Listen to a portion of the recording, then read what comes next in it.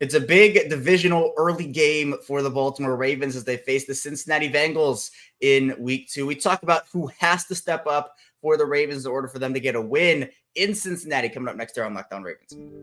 You are Locked On Ravens, your daily Baltimore Ravens podcast, part of the Locked On Podcast Network, your team every day.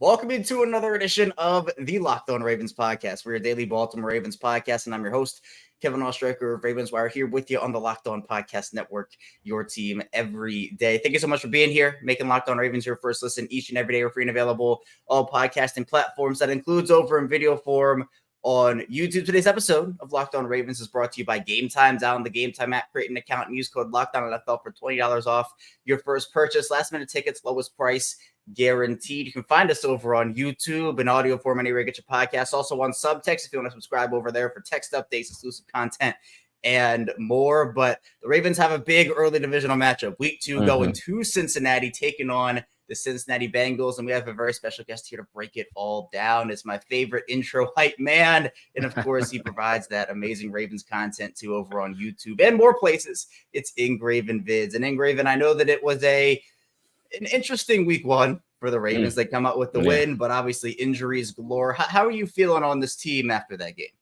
Oh man, what a tough way to win. Because it's great. Obviously, first and foremost, that's what counts the most is the win. But all the injuries that they got was rough, brutal almost. J.K. Dobbins gone for the year. Marcus Williams, who knows how long he'll be out for, but it's going to be a while. Ronnie Stanley, Tyler Linderbaum. And it's like those are obviously everybody on the 53 is significant, but those are some like really significant guys. Your starting center, your starting running back, your starting left tackle, your starting safety. That's some really big blows. So Ravens are something that we all talked about heading into this season, that at a lot of different spots, the Ravens were sitting nice with depth and with quality depth, but now like right away, that depth is getting tested from jump. Yeah, and we'll see how the injury report goes for the rest of the week and what Friday brings for the Ravens, but it doesn't necessarily feel super likely that a lot of these guys are going to play, especially not Marcus Williams, who John Harbaugh says is going to be out for a while, as you mentioned there, Ingraven. But there are a bunch of people left to step up. Cincinnati's a team that put up a clunker against the Browns in week 1, falling to 0-1. Joe Burrow had, I believe, less total yards than Zay Flowers did. I think he had 82, and then Zay Flowers had the 78 receiving and then 9 rushing. So Zay Flowers got the better of Joe Burrow there. But that we know that's not who Cincinnati is as a team. In week 1, there's always some sort of sloppiness, and I think we know that, Ingraven, with the 13 penalties the Ravens had in week 1 and the sloppiness we saw there. And I think that's where you got to start, because we can talk about, who's a player that's a step up. Lamar has to step up, didn't have his strongest game. And sure, he made a couple of throws that weren't great. I think the decision-making on the interception wasn't wonderful. But, I mean, the offensive line, Ingraven, we have to, I think, start there, because Lamar was under pressure for a lot of the day. I don't think the offensive line had a great day as a whole. And you mentioned it with Ronnie Stanley, with Tyler Linderbaum going down. You're going to have to rely on a couple of guys. I think Patrick McCary is solid. But where my concern is on the interior with John Simpson, who had a decently rough day, Sam Mustipher, who was going to fill in for the Ravens, who was the Ravens' best offensive lineman on Sunday, and Tyler Linderbaum. So what do you think this Ravens offensive line has to do, and how you feeling about them going into week 2, where it's DJ Reader and Trey Hendrickson and a pretty good Bengals defensive front? Number 42. I think number 42 is going to be out there a lot. Last year, he was out there a lot in the second. I mean, not last year, last week. He was out there a lot in the second half. But I think from the very beginning of this game on Sunday, I think Patrick Ricard is going to be really important to what the Baltimore Ravens do. And with Patrick Ricard, his role on this team is very versatile. And it's crazy because he was somebody that I initially thought could be a surprise roster cut. But he obviously stuck around, and he's proven his worth already in just one game alone, with how things changed in the second half with all the injuries and with just the Texans pass rush that was getting there like literally all day. Well, all first half, and then things slowed down a bit in the second half. So it's going to be big. Like you mentioned, Patrick McCary, the fact that he has a lot of starting experience, unfortunately due to injury, but it is what it is. He has a lot of starting experience in Mustafa. Him just filling in that role for Tyler Linderbaum is going to be big. But now I think going into this game, since they'll know, because Linderbaum and Ronnie Stanley most likely won't play. We'll see, but they most likely won't play. But that will help Makari and Mustafa be that much more prepared because they'll know going into the game, like, all right, I'm starting at center. All right, I'm starting at left tackle. However the Ravens do the offensive line, they'll have that knowledge moving forward. Like, all right, I'm the starter this week, and they'll prepare as starters and be running with the first team and whatnot. So they'll be able to sort of try to build that rapport throughout the week in practice. So that'll help them out a lot. And one thing kind of sticking with the offensive line, or at least how they're going to try to protect Lamar, is I think at the tight end position, we're still obviously waiting for the official word that Mark Andrews is either going to play or not. I think it looks better for him than it does some of the other guys. Quads can be weird, Ingraven, when it comes to getting fully back on the field.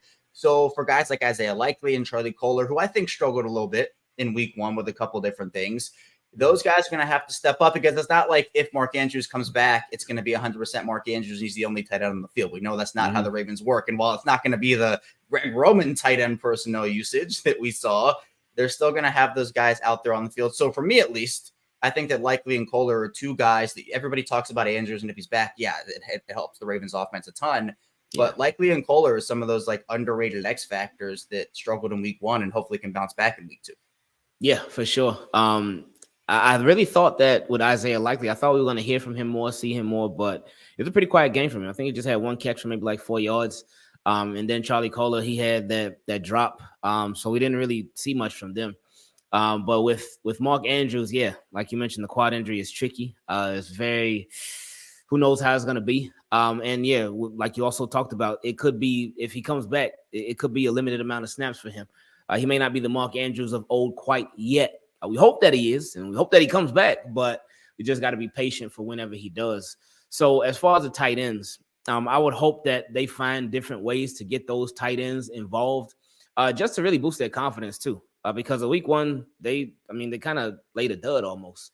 So hopefully moving forward, both like whether Mark Andrews plays or not, but especially if he doesn't, hopefully they can get the tight ends a lot more involved than they were last week. Yeah, I 100% agree with that. And I know with that comes both in the run game and in the pass game when you're talking about run blocking and then obviously catching passes for those tight ends. But let's move to the run game, Ingraven, where the Ravens lost J.K. Dobbins. I mean, you just have to feel so terribly for him after everything that he's been through over the past now 3 seasons for the Ravens. But for Baltimore moving forward, it's going to be the Gus Edwards show with Justice Hill in there as well. Melvin Gordon, I'm sure, is going to get some work in there too. Now, the Ravens as a whole on Sunday running the ball wasn't necessarily the best day on the ground, at least from a pure stats perspective, only 3.4 yards per carry on the ground. JK had 2.8 yards per carry. Justice Hill, 8 carries for 9 yards. It almost reminds me, Ingraven, of last season when Mike Davis had like 4 carries for like 2 yards in week 2 or something. Now, the players are better. Like, you'd rather have Justice Hill and Gus Edwards out there. Right. When you're talking about stepping up running back wise, Gus Edwards and Justice Hill are the 2 guys that are going to have to be those big time running backs in J.K. Dobbins in the place for him. So how are you feeling about those 2 and what they can bring moving forward for a full season now that Dobbins is gone? I think that their experience helps. It helps so much because this is one of those things where they can say, all right, been there, done that. Gus Edwards has a lot of starting experience. A lot of times he's, of course, shared the workload. And he will continue to share the workload with Justice Hill. But I would expect it to be more of Gus Edwards moving forward, a lot more of Gus Edwards. During the preseason, there was a lot of Justice Hill, a lot more Justice Hill than Gus Edwards. So I was kind of wondering, like, hold up, are they trying to let us know something that maybe is going to be Justice Hill up after J.K. Dobbins? And the only time we'll tell this is to be determined. But those guys, since they've been there, done that. Ever since they've been on the Ravens, they've had times where they've had to carry the load a little bit more. So I think it'll just be a continuation of that. And then when you have Melvin Gordon, who's expected to get some more playing time or some playing time now too, with J.K. Dobbins out, he's obviously been a starter in this league. He's been a starter in the league for a long time for a couple of different teams with the Chargers and the Broncos too. So that helps. That experience helps. Now, hopefully he doesn't bring the fumbles when he does get his playing time, but Melvin Gordon, minus the fumbles, he has been a very productive running back. So we hope that we can get that out of him when he does step up to the plate. Yeah, and I think with this team, Ingraven, you got to talk always about Lamar. I mentioned it a little earlier, but Lamar's somebody that the whole team rides on his shoulders. Those are the expectations for him. He's that good of a player, that good of a quarterback, and I think we saw some of the potential of him in this Todd Monken offense. But week one, new offensive system, new weapons, it was bound to be a little sloppy. I think the expectations on the offense were a little higher early in the season than maybe they should have been. And that's fine because everybody's super excited for it. But what are you expecting from Lamar in week two based off what you saw in week one? Just taking better care of the ball. The pressure with that interception that he threw on the pass intended for Zay Flowers, he had a guy wrapped around his leg. So that pressure, it forced him into a bad throw, bad decision. And I think that with that pressure, just didn't get to put as much zip on the ball as he would have had he not had the pressure. But really holding on to the ball because the 2 fumbles, they were inexcusable. And that can change games, as we all know. As Lamar Jackson just recently talked about, gave us a nice reminder of that. The playoff game last year against the Bengals, where a fumble just turned everything around, and it was a fumble by the quarterback. But he just got to take care of the ball. That's really it, and I think that'll come with more rapport with his guys. He hadn't before last week played football since like late November, early December of last year. And with him and a lot of starters not playing in the preseason, they looked the way that they looked. It was rough, but it is very promising for this offense as a whole that they looked as rough as they did. They had all the penalties that they did. They had the sloppy moments that they did, and they still put up 25 points. And they missed a lot of opportunities. So with them having missed a lot of opportunities and still putting up 25 points, for me, that says a lot about what they can be moving forward.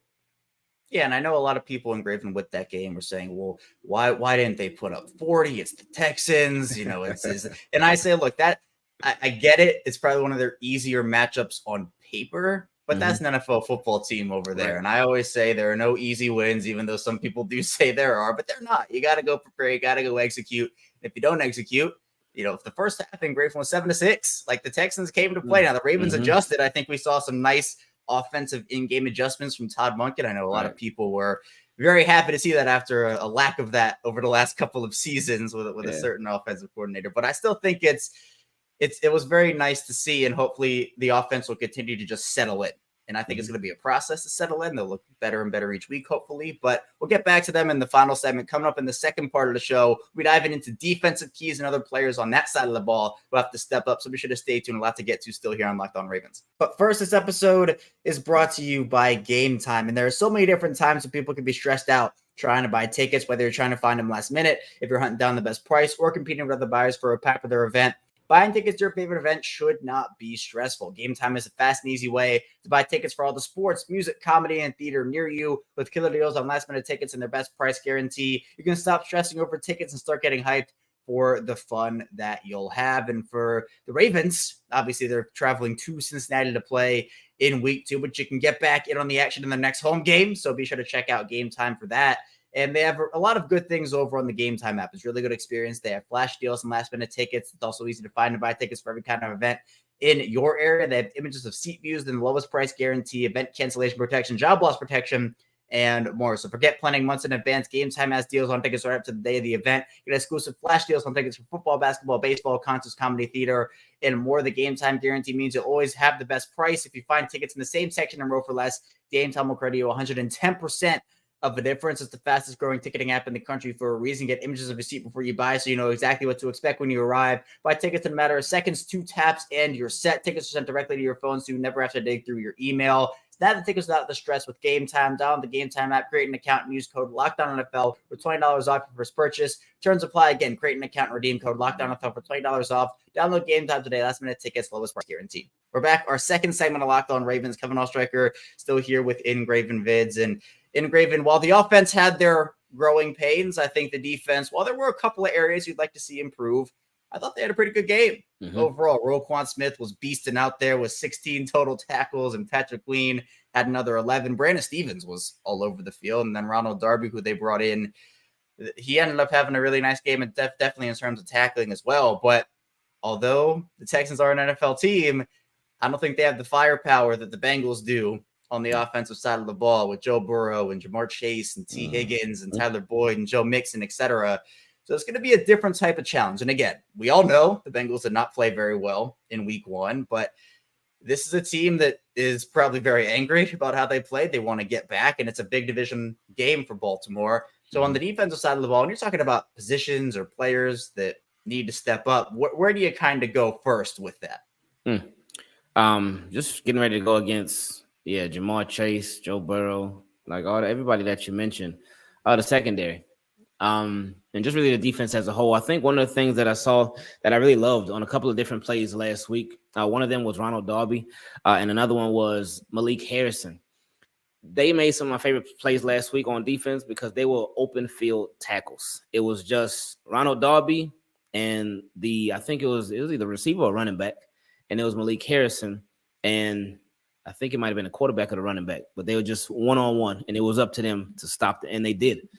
So going against the Bengals, like we know from experience, if you don't wrap up, and that can turn the 12-yard play into a 60-something yard play just like that. So if Ravens can keep that up, just on defense as a whole, the open field tackle, just the tackling as a whole, that can make such a big difference. But speaking about players specifically, Jadeveon Clowney.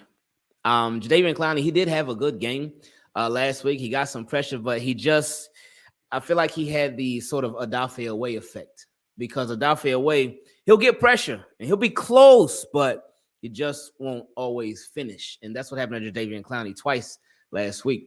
And Odafe Away sometimes too. So I would say those two from jump. And again, they didn't have bad games. They both had good games. They were winning against the offensive linemen and whatnot, and especially Odafe Away because he was out there a lot more. But really just the pass rush as a whole, because you saw it from the Browns last week. I mean, even Myles Garrett, he had so much confidence going against that offensive lineman. He's over there doing the basketball moves before he rushed the pass and whatnot. Complete disrespect, which I loved it. But if Ravens could get on that level as far as having that confidence against Bengals offensive linemen, it can do wonders, because Joe Burrow has some of the best weapons in the NFL. But if he doesn't have time to throw to those weapons, then that can neutralize them a lot. And this game, it might be a little bit personal for the Ravens, a little bit, because the Bengals got Orlando Brown Jr. So if the Ravens could get the best of him, they know all about Orlando Brown Jr. They know his strengths, his weaknesses, and whatnot. So if they can take advantage of that, it can go a super long way and just add a little extra salt to this game, which I would appreciate.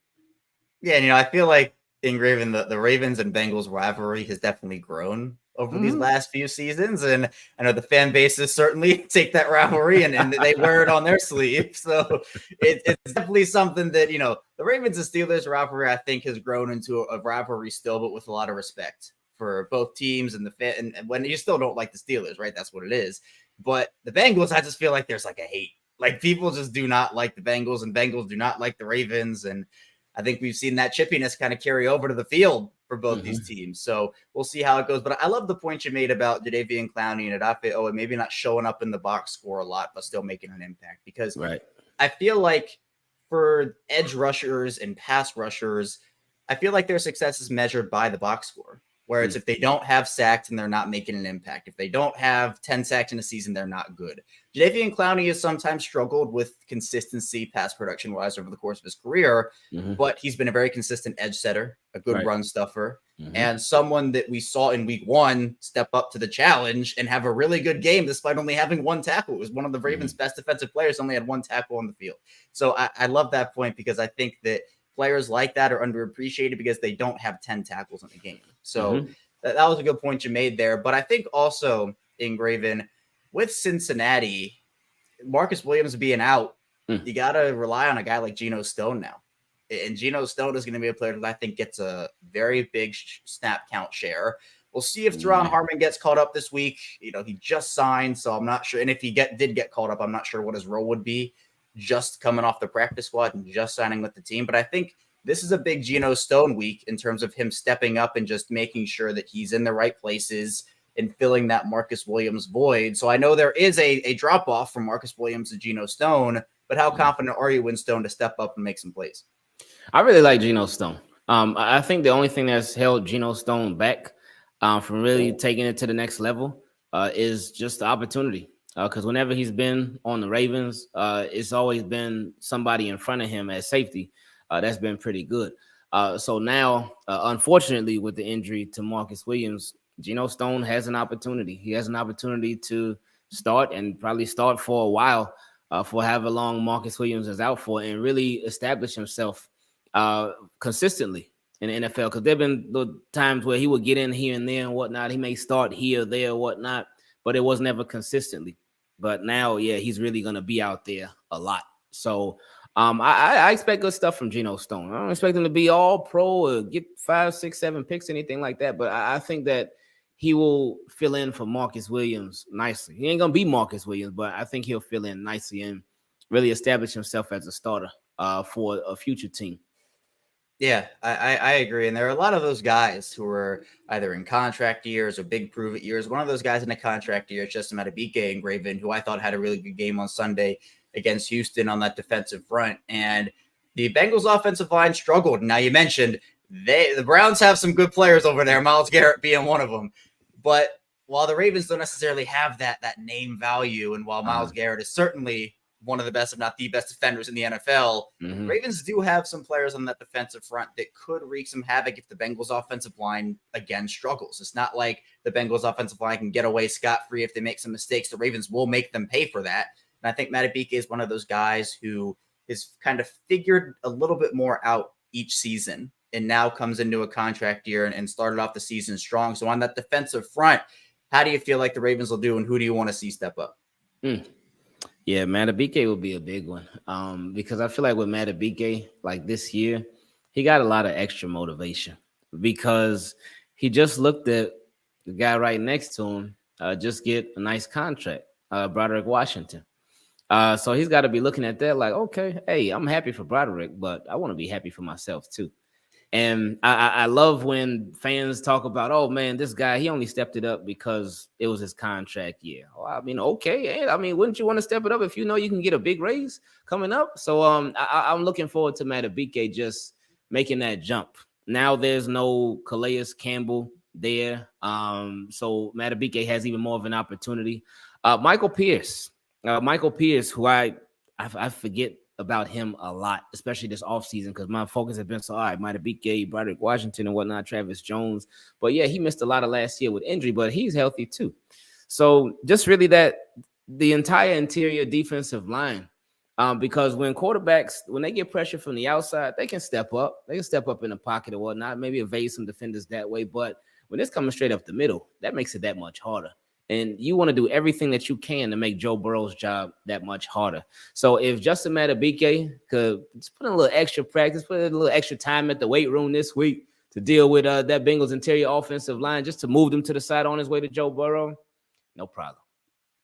Yeah, it's going to be really interesting to see how the Ravens put pressure on Joe Burrow. Joe Burrow's slippery. He's escaped multiple sacks, throughout his career playing the Ravens. We've seen him do it, and we're just like, come on. And that's something that has to get better for the Ravens in general. Ingraven is they have missed, I don't even want to know how many sacks over the last 3, 4, 5 seasons. The tackling has gotten better as a whole from where we were a couple years ago, but the sack missing has not. So that to me needs especially when you have an opportunity, especially this Bengals team can beat you if you don't get the sacks down. So you got to be able to get it. Other players who I think, big step up time for them are Darius Washington, who I thought had a pretty good game in week 1.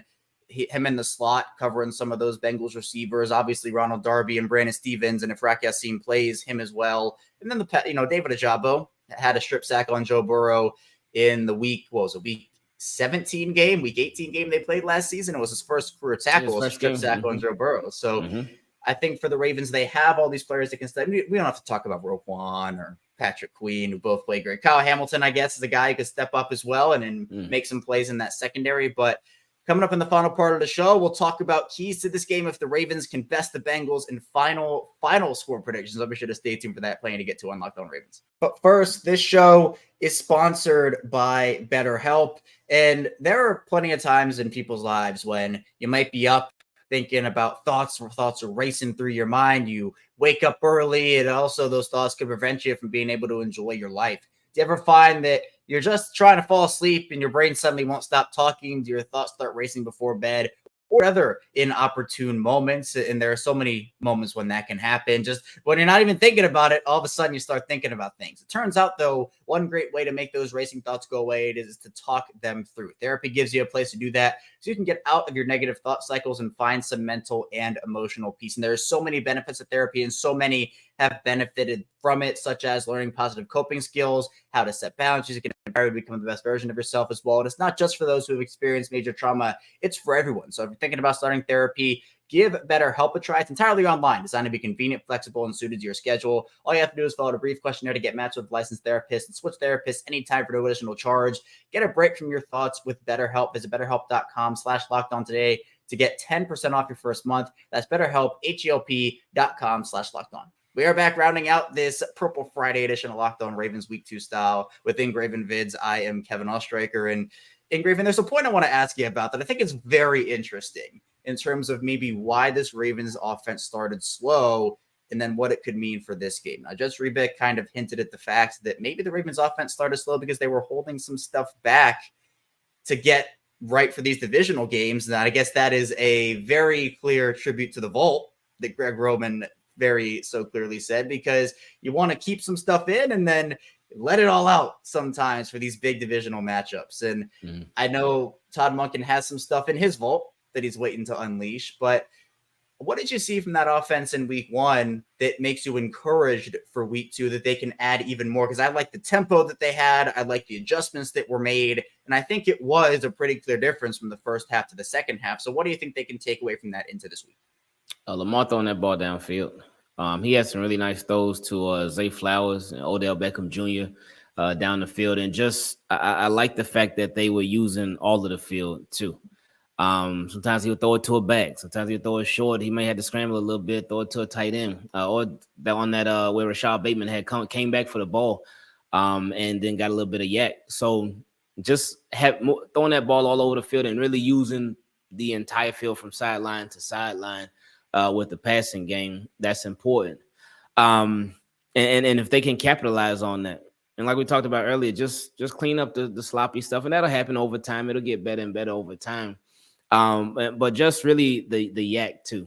The yak can go such a long way. I mean, we saw Zay Flowers is crazy, man. I don't know how he does it. My favorite play from him last week was when he caught the ball and he just spun. He did a spin move, and it was just so smooth and so fast all at the same time. And I'm like, man, how do you have that such control over your body to do that fast too? It was just amazing to see. And they obviously love Zay Flowers because they fed him a lot. And he showed them why he should be fed. So if they can just keep that up, and because they just showed so much promise last week on offense, even though it was sloppy, even though it left some more that we would have liked to see out there, they can hang with these Bengals, man. They really can. I think they can too. And these AFC North games, Ingraven, they're always gritty. They're always tough. They're always close. And these are two talented offenses that I think both started a little sloppy in week 1. Now, the Ravens, I think, got it together. The Bengals just had a very bad day for the full 60 minutes on both sides of the ball. Though Deshaun Watson did miss some throws that I think helped out that Bengals defense a little. But regardless, the Zay Flowers effect is real. And I 100% agree with you, where he is somebody that is so hard to cover one-on-one. And that's the thing to me, where you go back to the offensive line. If you just give Lamar time and give Zay Flowers time to get out of his break, to finish his route, he's going to be open probably 60, 75% of the time on those routes if he is covered one-on-one, because he's that good of a route runner. My favorite thing, Ingraven, about Zay is the fact that most receivers have to, when they break down, they have to, slow down and stop a little bit, then cut and go. Zay Flowers just does it in all one motion. There's no slowing down. There's no stopping. He just up, boom, and that's it. Like there's no hesitation from him, and that's one of the things that makes him so hard to cover. So for these Bengals corners, they're gonna have to figure it out. Now there's no Eli Apple in Cincinnati anymore, so that story point narrative is out. But the Ravens will see him in Miami later in the season.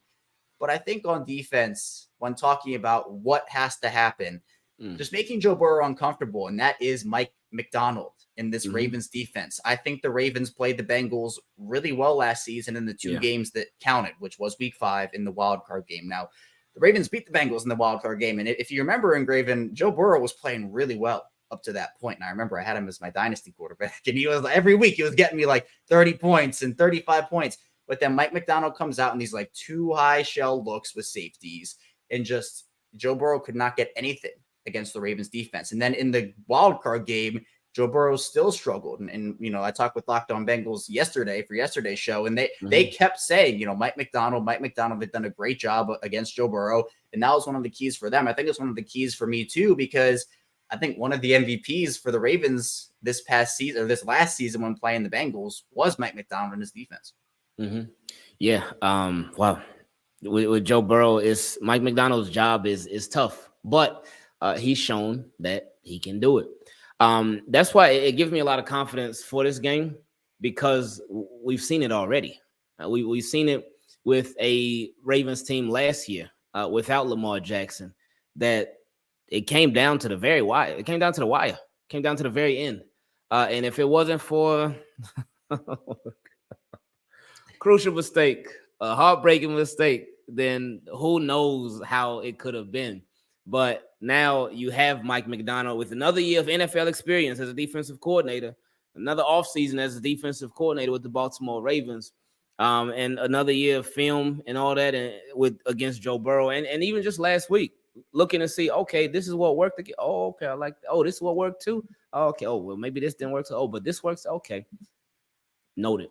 So with Mike McDonald, it's going to be nice to see exactly how who he unleashes against Bengals offensive line, and just the offense as a whole, to see how he tries to take away, who he tries to really take away the most. I mean, I would expect it to be Jamar Chase and T. Higgins, and just really how he uses these different Ravens defenders, whether Rock Yassin maybe gets some more playing time as a starter or whatnot, whether they move Kyle Hamilton around, how they have Geno Stone dropping back, Patrick Queen gonna be blitzing like crazy on his old teammate. Just he got some nice pieces on defense, even without Marlon Humphrey, but he still got some ability to really make this thing happen, man. So it's gonna be fun.